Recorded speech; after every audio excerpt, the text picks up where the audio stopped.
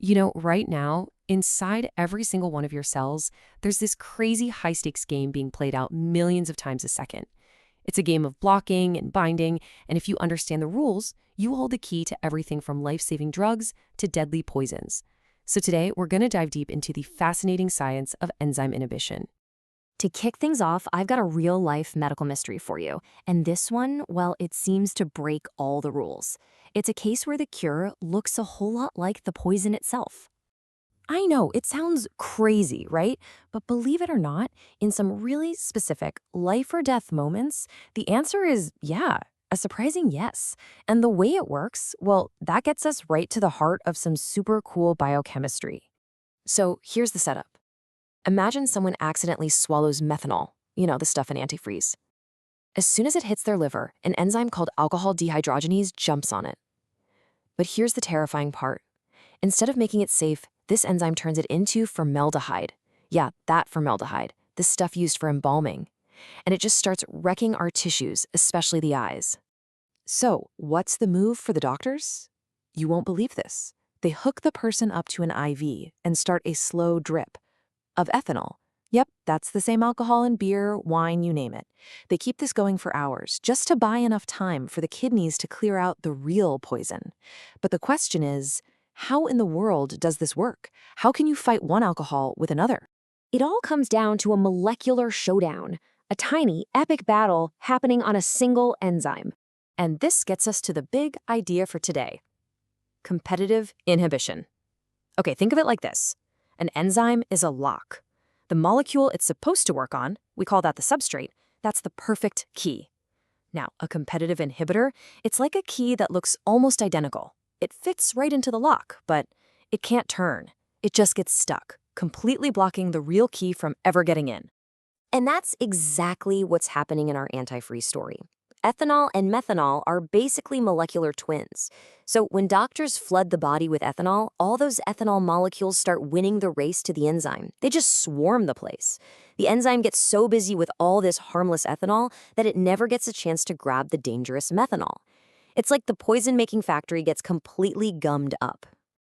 And here it is. This is the battlefield we're talking about. See that little pocket on the enzyme? That's the active site. It's not just some random dent. It's a custom-built docking station for one specific molecule. So when ethanol slips in there, it's a perfect fit, and it literally physically blocks the methanol from getting in. Game over.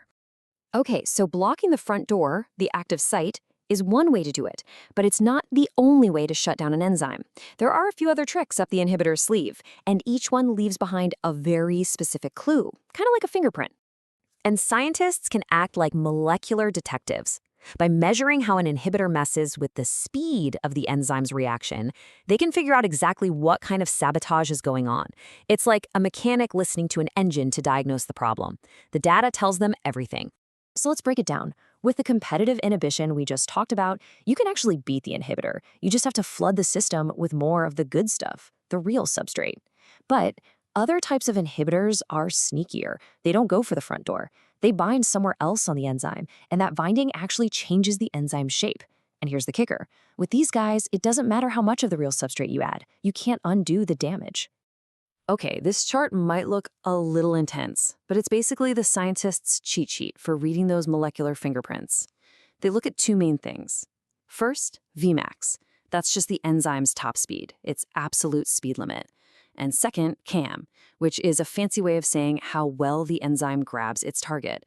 Now check out the row for competitive. The Vmax, the top speed, is unchanged. If you push it hard enough, it can still get there. But look at the other types, uncompetitive and mixed. They actually lower the enzyme's top speed. It's these tiny differences in the data that tell the whole story. All right, everything we've talked about so far has been, well, reversible, temporary. But what if the inhibitor isn't just trying to block the enzyme? What if it's trying to destroy it? This is where things get serious. We're talking about irreversible inhibitors. These guys don't just sit in the active site, they form a permanent chemical bond. It's not like a key stuck in a lock. It's like pouring superglue into the lock and letting it set. They form what's called a covalent bond, which is one of the strongest in chemistry. That enzyme is just done, for good. And here's a classic example. This enzyme, Chymotrypsin has this one super important amino acid called serine right in the heart of its active site. Well, an inhibitor called DIFP is designed to hunt down that exact spot. And when it finds it, it forms that unbreakable bond. And just like that, the enzyme is knocked out permanently. But it gets even crazier than that. Get ready for what are called suicide inactivators. These are just brilliant. They are the ultimate Trojan horses.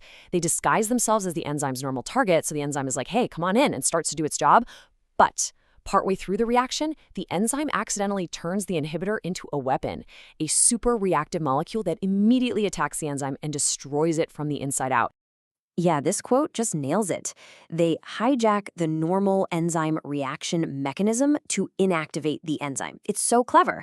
They're not just blocking it, they are tricking the enzyme into destroying itself using its own chemical powers. It's genius in a devious sort of way. Okay, so this is all really cool molecular strategy, but why does any of this really matter in the real world? Why is understanding this so important? Well, it's pretty much everything. This is how we do rational drug design, creating super specific drugs that hit one target and leave everything else alone, which means fewer side effects. It's how we understand toxicology, how poisons actually work. It's how we develop life-saving treatments like the one for methanol poisoning. And on a basic level, it's one of the most powerful tools we have to just figure out how life itself works. And that really leaves us with this huge, exciting question. Think about it. So many diseases, from cancer to viral infections, depend on their own special enzymes to survive and spread. So what if we get so good at this, so good at the science of inhibition, that we can design the perfect molecular off switch for any disease we want? Imagine the possibilities. It's pretty incredible to think about.